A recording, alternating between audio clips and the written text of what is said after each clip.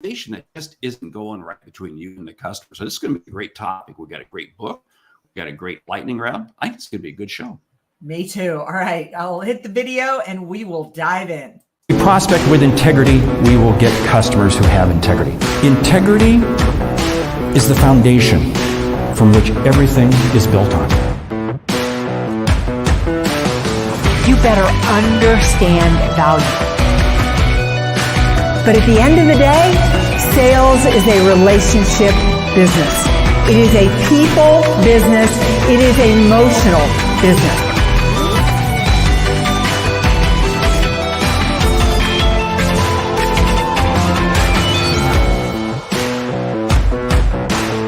This is Sales Logic.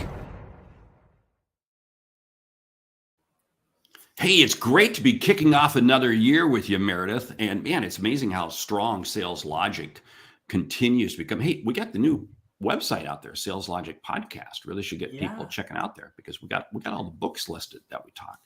We got all the books listed. All the shows are updated. It's go out there and take a look at saleslogicpodcast.com. So before Mark dives into exactly what we're going to talk about today, I want to go over how the show works because we really want you, the audience, engaged with this show. Every week we kick off with a question from you. So you ever got anything on your mind, something you want us to cover? Just go to saleslogicpodcast.com. We cover a hot topic. We do a lightning round and we cover a book. Mark, I got to tell you, I'm super excited. I got an email from a woman this week who told me that she was going to quit sales. She was going to get out of sales. She was just done and burned out, but she listens to this podcast every week. It reinvigorated her. She's excited. So this is the show where we make sales more fun, easy, and effective. So what's on tap for this week, Mark? Well, what's on tap? This is going to be a perfect conversation for her because it's all about the topic. How do we craft the right sales conversation? Think about this for a moment. How many times do deals go sideways? The book and the lightning round really pick up on that. But let's dive in right now to the question. The question comes from Sam in Boston. He says, I lead a team of sales professionals. We sell medical devices. We are getting so many turns at that, but just not closing the deal. I feel very good about the prospects, but wonder if something is off in the sales conversation. As I get ready to work one-on-one with my sales team, what should I be looking for? How do I help them craft a better sales conversation? Perfect topic. Yeah, I love the way that you said Sam from Boston. I mean, I used to live in Connecticut. Okay. I wasn't in Massachusetts, but I did live in Connecticut. So yeah, exactly. Well, you did a great job with that. First of all, Sam, I want to tell you how intuitive of you. I mean, to me, you're a sales manager who's really paying attention because the very fact that they're getting the meetings tells me there's a good chance they've chosen the right prospect. They've identified need. They're putting the right value prop out of there because that's the biggest hurdle. And nobody knows that better than Mark Hunter, who's the specialist at prospect. But getting through the door is so critically important. But I do agree with you. I think something is off in the sales conversation. Now, there's a number of things that it could be. And the number one thing you need to do as a sales leader is go in and observe. But here's my guess. My guess is they're going in and selling in that first conversation rather than listening in the sales conversation. This is so subtle, Mark. This just happened to me last week. I was getting ready to buy a piece of software. And quite frankly, I was sold before I ever got people on the phone to do the demo or anything. They started the demo off right. They asked me what my need was and said the software will do what you need it to do. But then they told me every flipping thing the software would do. And I don't care. I don't. It was drinking from a fire hose. And quite frankly, I checked out and started to check my email because that conversation didn't feel customized at all. Man, I'm biting my lips right here because this drives me nuts. And in fact, we need to do a couple episodes on how to do a good demo because you're right. People screw it up big time. Hey, here's something I'm going to challenge Sam. Sam, you know what you need to do is you need to ask your salespeople, what have you learned from your customers? What have they told you? But here's the secret. Here's the secret. After they tell you something they learned, you ask them, how did you learn that? What did you ask them after they then told you that? Because the idea then is that when we hear something from a customer, we have to go deeper. You got to keep going deeper, deeper, deeper. And Sam, I have a feeling what your people are doing, and what salespeople do all that. They hear something and then they move on. They never stick it.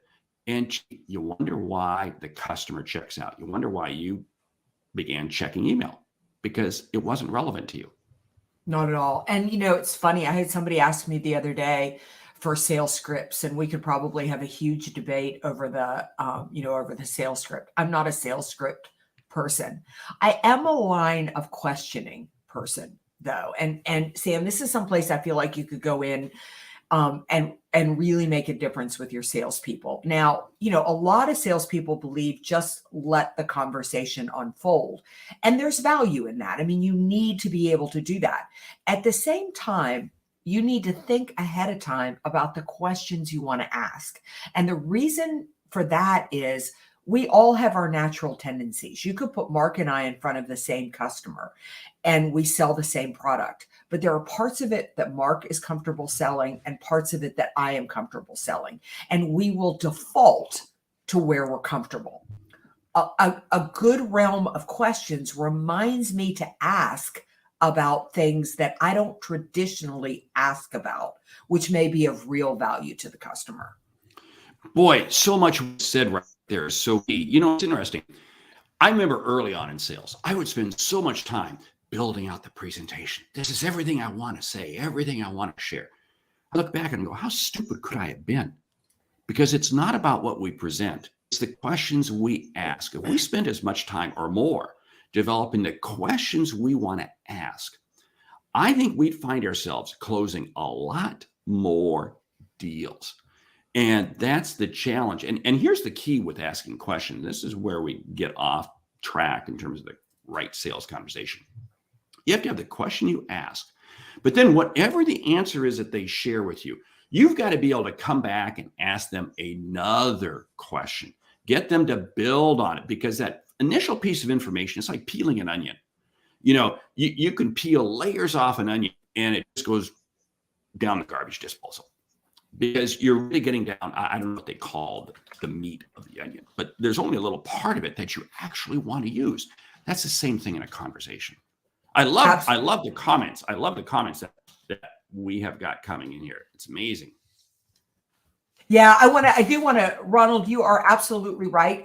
Customize the conversation before closing the sale. People have to feel like it is about them. And I think it is so important for salespeople to realize in a conversation, it is not the product that you are selling. And it amazes me in today's marketplace that we're still selling a product. For what you're selling is, we can even say we're selling solutions, but I'm going to say you're selling those secondary. The very first thing you're selling is you and the trust that you create with that customer. Does this experience feel different than it feels to somebody else? And again, I'll go back to that software I was buying on Thursday. I felt like if this had not come highly recommended from two friends of mine who had done research and said, this is the one to buy, it would have gone into a pile of software that was like every other software I was looking at, because I told the guy exactly what I need and he glossed right over it to go into that whole, into his canned presentation. Larry, I want to call Larry out, our good friend, Larry Levine. You got to tune in this week. He's got an incredible series going, Selling from the Heart. I'm lucky enough to be on with him on Tuesday, but it is his 2023 challenge. And we'll put some Well, I'll put something up here in the notes here in a second. But he's right. You gain so much. Just go on a ride with your salespeople. Hear what they're saying. Jump on a call with them. The biggest wake up call, I still remember it.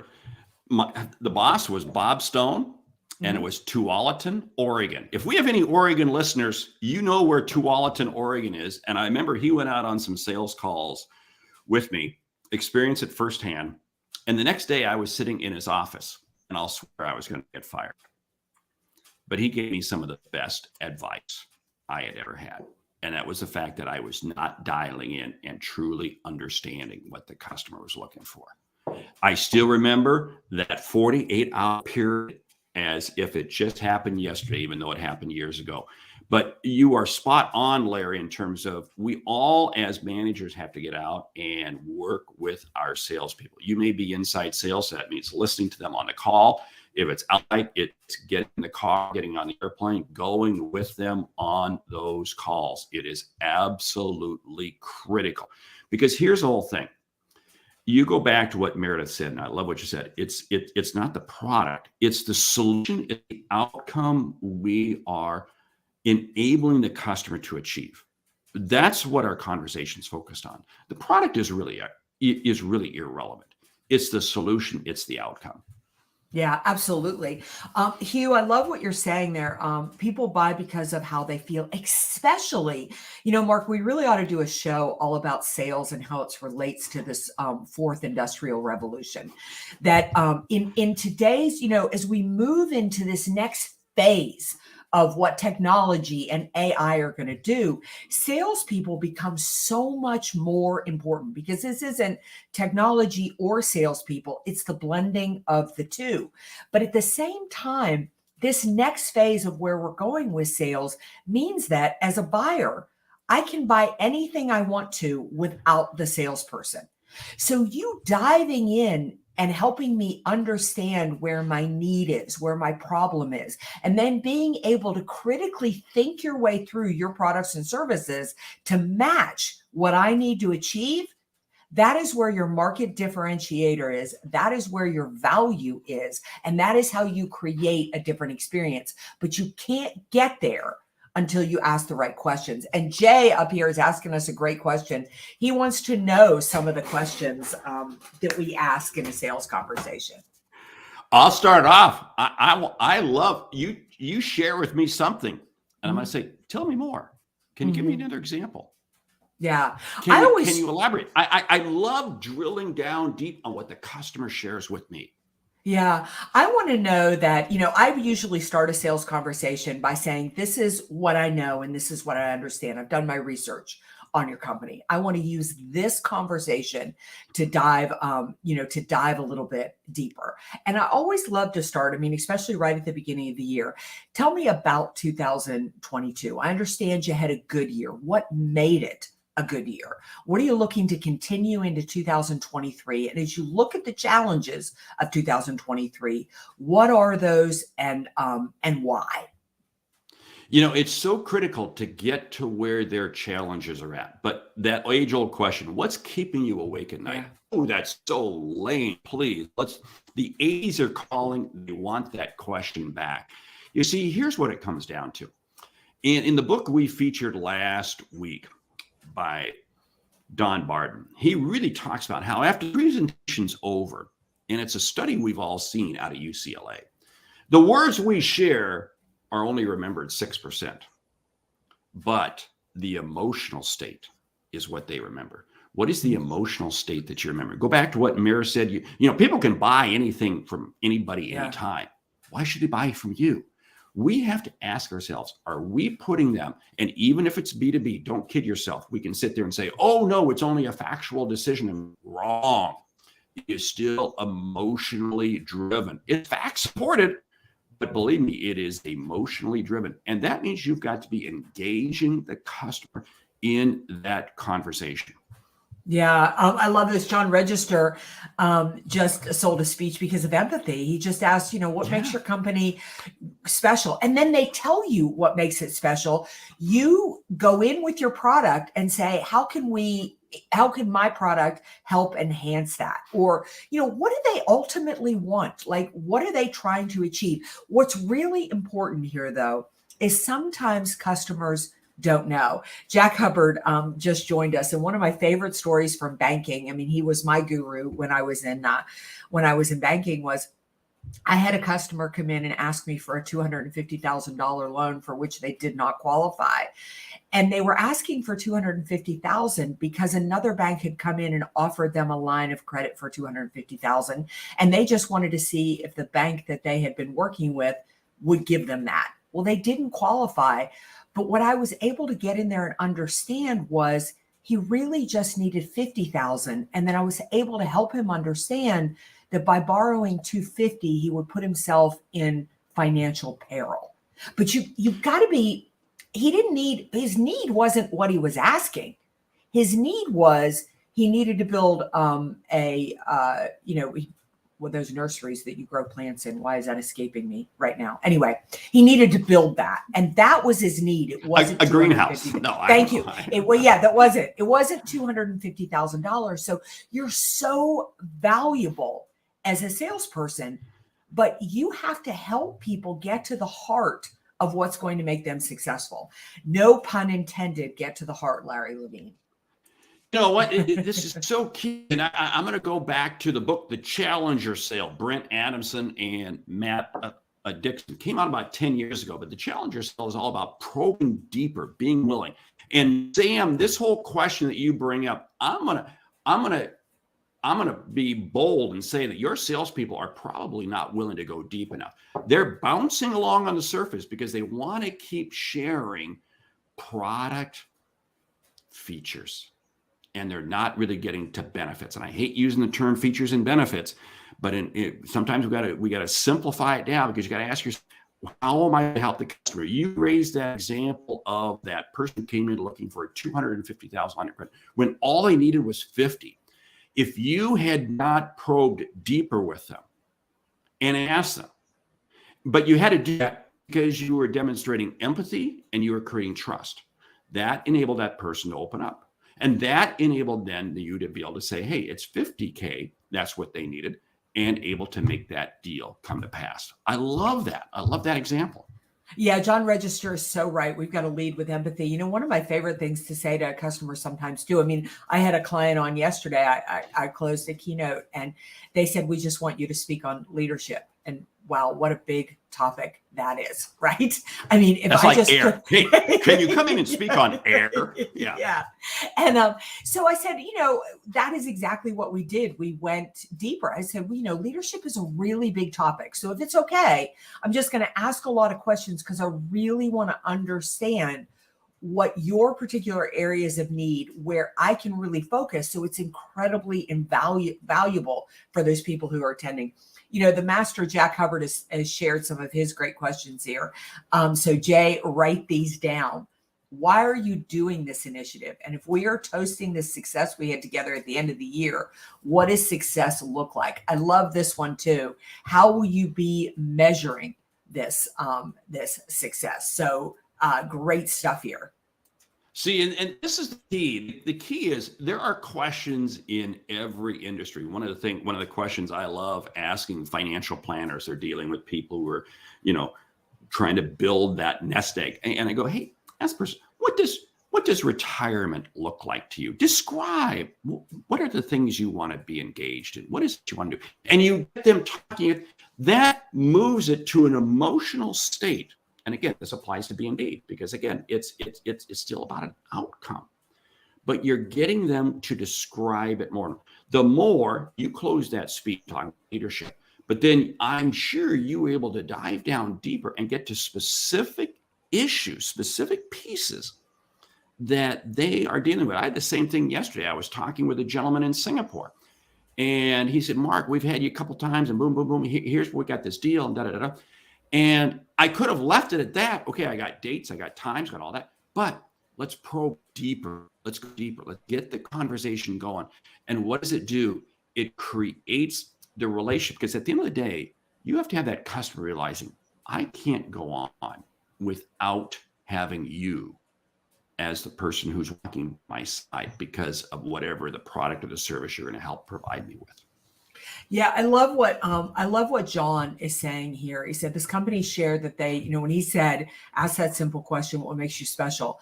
They shared that they had been around for 100 years. It's their 100th anniversary. So imagine that John and I were both up for this keynote. He takes the time to ask the question, what makes you special? And he uncovers the fact that they're having this big celebration around their 100th anniversary. He has so much competitive advantage over me because now when he puts his proposal together, when he puts everything together, he's got the information he needs to deliver on another level than I could have delivered. So, the goal of a sales conversation, I think, isn't to sell, it's to gather the information you need to deliver the value so that you can close the sale. I mean, you should be 100% in learning mode. It's interesting, you're curious, and you're getting all this information that the moment that John goes up against me, I'm left in the dust because he understands that customer so much more intimately than I do. That's the key thing. You take that challenge, whatever it is, and you've got to be able to probe deeper with them on that. You can't allow yourself to be bouncing along on the surface. Here's what you're doing, and it's a visual. You're almost creating an anchor. You're bouncing along the surface. You got to create an anchor that here's the outcome the customer's looking for, and you are probing deeper in that to really help understand that. I go back to a very example I had where we were looking to come in and help a company because they were having some challenges and so forth. But what it came down to was they had a couple major competitors into their marketplace, and they wanted me to come in and not only, work with the sales team, present at their sales kickoff meeting and all these various pieces. But the challenge was to help that company hold on to their people. Hold on to their people and hold on to their customers in the face of new competition. And it's interesting because I was up against several other people. I got the deal because we understood better how to solve that problem because we took the time to have the deep conversations. We got a great conversation. We've moved it up an hour earlier. Think what it would be, and we got more people than ever. This is outstanding. But hey, we got to keep moving along here. Yeah, we do. Oh my gosh, we've been talking a long time. I know. We're like 20. Hey, the book. You recommended the book, so why don't you tell the audience about it? Well, Mark, I don't have it up in front of me, so I forget. You're going to need to. What did I put in the there book is week? Ask by Ryan Levesque. Oh, yes. If you have not tried Ryan Levesque Ask, it is literally a book about surveys and quizzes and how to use those as lead generation. But what I love is the fact that it really goes so well with today's topic because, when you get into a sales conversation, you already know about yourself, your company, and your product. And if you talk the majority of the time, all you've done is share information that you already know. What Ryan Levesque positions the book Ask is that asking is how you grow. Asking is how you build. Asking is how you learn and get the information that you need to position yourself differently in the marketplace, to truly intimately understand the customer. I've read this book 3 times, so you think I would have remembered that I put it in there, but I did this a week ago. But it is really. I remember the first time I read it, and I just thought to myself, I've never heard anybody position the power of questioning and learning as strongly as Ryan Levesque has done. I love it. That's going to be a must for everybody. And hey, jump out to the website, saleslogicpodcast.com, because we do have a listing there of all the books that we have talked about over the, I don't know how many episodes we've done. But anyway, we got to get into the lightning round. Time is fast. Lightning round. Are you ready? Got your hand on the buzzer? I do. Okay. Top 10 ways to coach your sales team. Number 1, first of all, schedule it. Make it a priority over anything else that you do. Never cancel a coaching session, because when you do, you tell the person they're not important. Coach from the real world. That means you're either on the phone listening to them or you're physically on site with them making sales calls. Make them responsible for the coaching session. Coaching is about helping people discover the power and success within themselves. So let them know they're leading the session. They need to come in with a topic.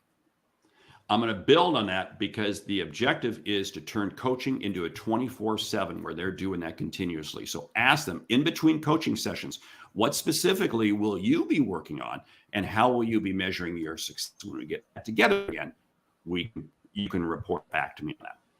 Yeah, shift your mindset and understand, as a sales leader, the most important thing you can do is to develop your people. There isn't anything more important. Not an executive meeting, not a sales call, not anything. As the sales leader, the highest and best use of your time is coaching your people. Schedule your week accordingly. Coaching is about asking them questions and probing deep. Go back to what I talked about earlier in terms of you ask them a question. What did you learn from that customer?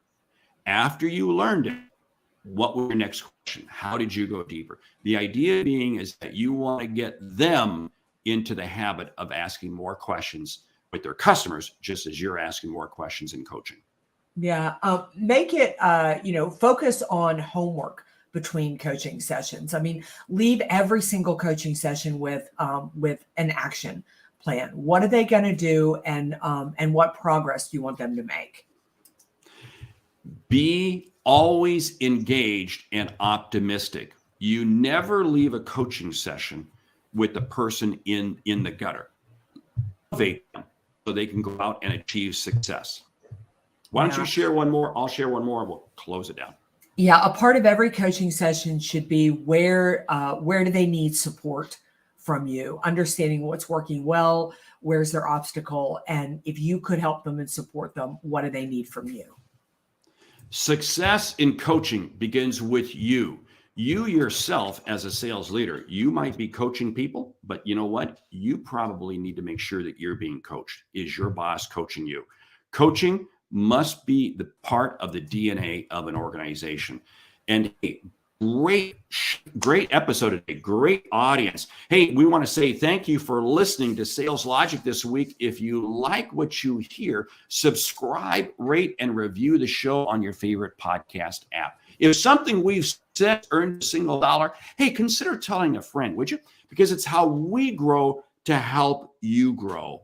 I'm Mark Hunter. And I'm Meridith Elliott Powell.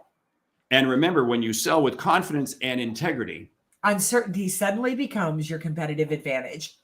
And we are off and rolling strong in 2023. Great episode, great audience. This is a kicker. Yeah, this has been a great show. Now, remember, mark your calendars, 8 a.m. Eastern. We'll be back here next week with another episode of Sales Logic. Check out the podcast, saleslogicpodcast.com. Go ahead, Mark. And subscribe to it, please, on Spotify, iTunes, whatever, please. And leave that review there. Yeah, and if you've got a question, reach out. We'll cover any topic you want us to cover. And we'll see you right back here next week. Have a great sales week. Close a lot of deals.